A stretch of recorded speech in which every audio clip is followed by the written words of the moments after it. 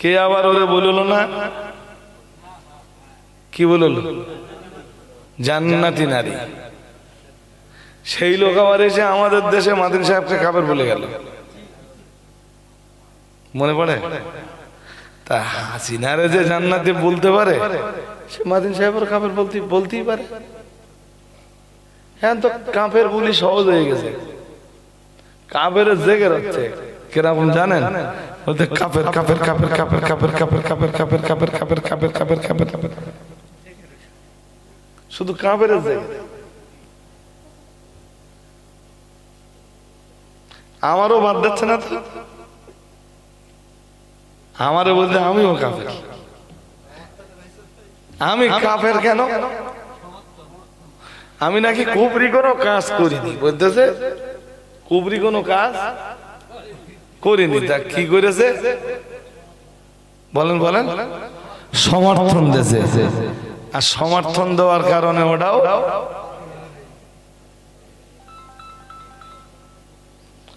কাফের। টাকায় 5টা, তাই না? আরো 2টো, 1 টাকায় 5টা নিলি, আরো 2টো ফ্রি। মানুষ অজনসিয়াত কি হয়েছে? আমি পারবো না, আমি কথা বলতে পারছি না। আর কালেকশনে ভীষণ শক্তি লাগে। 2 ঘন্টার ওয়াজে যা শক্তি লাগে, তার চেয়ে 10 মিনিটের কালেকশনের শক্তি বেশি লাগে। আর আমার তো সময়ও হয়ে গেছে, আয়াত তো শেষ হয়নি। হয়েছে কি? শেষ হয়নি। কি বোঝাচ্ছিলাম? সমাদ, কিন্তু আমার আল্লাহর নেতৃত্ব অল ডে চলে, তাম পৃথিবীর উপরে চলে। আর একটু, এই জন্য তিনি আল্লাহুস সমাদ। সমাদ শব্দটা আমি আজকে খুব হালকা করে আপনাদের বোঝালাম, বুঝতেছেন? এরপরে মুসলমানদের বিশ্বাসটা দেখেন। এইবার মুসলমানদের আকীদাটা দেখেন। এরপরে মুসলমানদের আকীদা হলো, মহান আল্লাহ জানিয়েছেন লাম ইয়ালিদ, মহান আল্লাহ জানিয়েছেন আল্লাহ কাউকে জন্ম দেননি। আল্লাহ, জোরে বলেন না, আল্লাহ কাউকে। তার মানে আল্লাহর কোনো ছেলেও নাই, আমার আল্লাহর কোনো মেয়েও নাই। আর একটু মন খুলে বলেন। ইহুদিরা বলল ওজায়ের আল্লাহর বেটা, খ্রিস্টানরা বলল ঈসা নবী আল্লাহর বেটা। আবার ইহুদি খ্রিস্টানরা সম্মিলিতভাবে বলল নাহানু আবনাউল্লাহ, আমরা নিজেরাই হলাম আল্লাহর বেটা। নাউজুবিল্লাহ। আর মহান আল্লাহ तमाम পৃথিবীর মুসলমানদেরকে শেখালেন লাম ইয়ালিদ ওয়া লাম ইউলাদ, আল্লাহ কাউকে জন্ম দেননি, আল্লাহর ছেলেও নাই, আল্লাহর মেয়েও নাই। আমার আল্লাহ পরে আবার বললেন লাম ইয়ালিদ ওয়া লাম ইউলাদ, আর আমার আল্লাহর কোনো পিতাও নাই, আমার আল্লাহর কোনো মাতাও নাই। আর একটু মন খুলে বলেন। এটা মুসলমানদের আকীদা। কাদের আকীদা? আর এই আকীদাই মুসলমানকে জান্নাতে নিয়ে যাবে। আপনি বলুন হুজুর পাপ আছে, পাপের কারণে জাহান্নামে যাবে। আকীদা ঠিক থাকার কারণে একদিন জাহান্নাম থেকে বার হবে।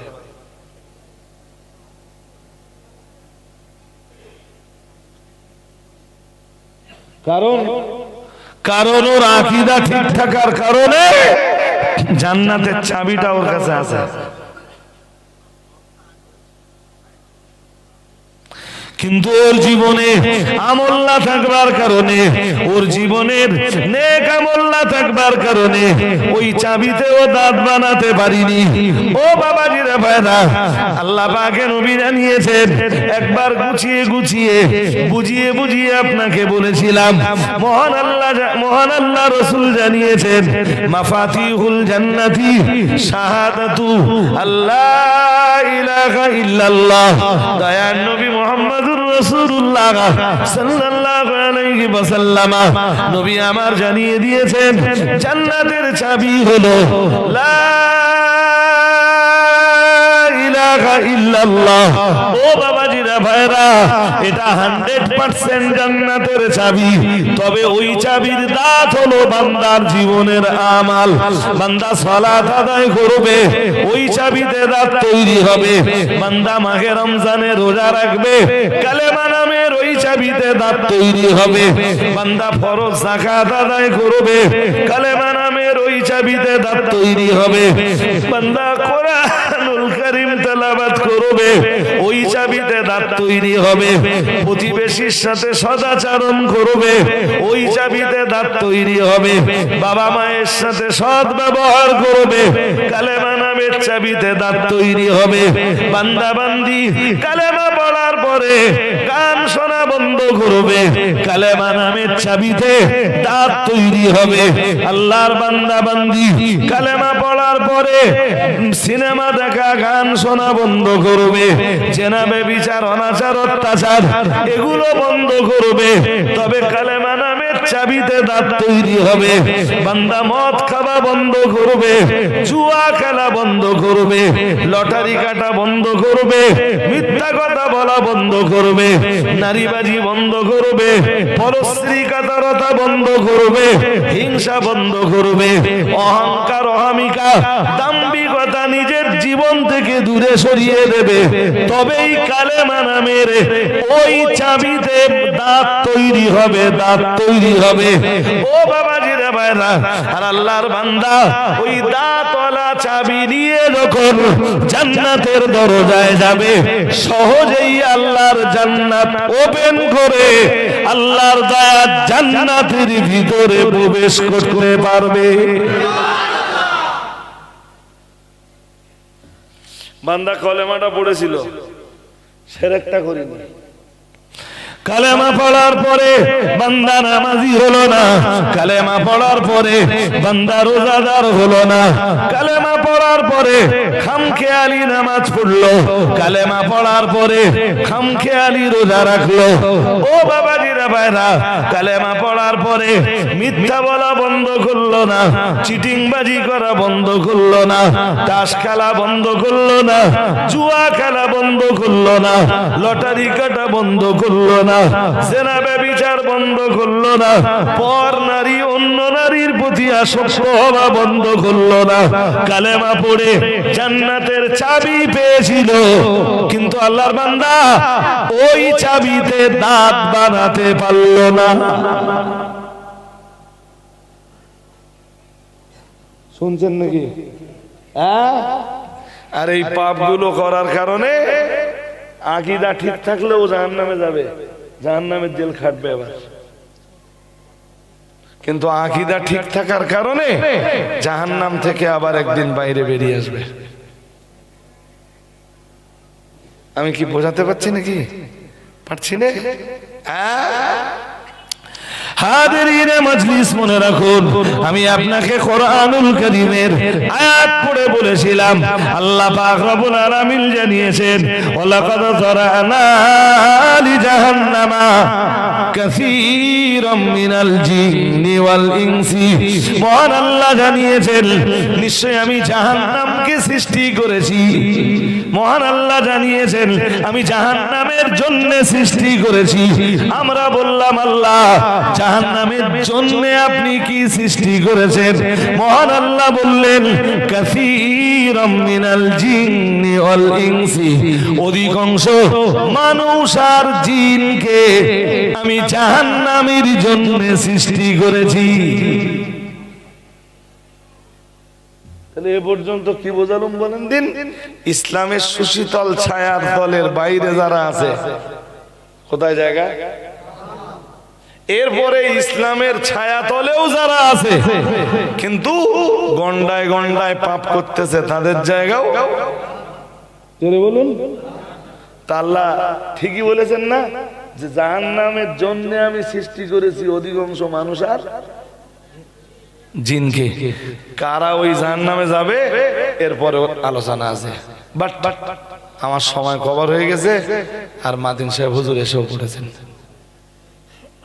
দেখো আমার কথা বিশ্বাস করতে না, পেছনের দিকে ফিরে আবার দেখতেছে। হুজুর নিয়ে আসেন, একদম দেরি করেন না।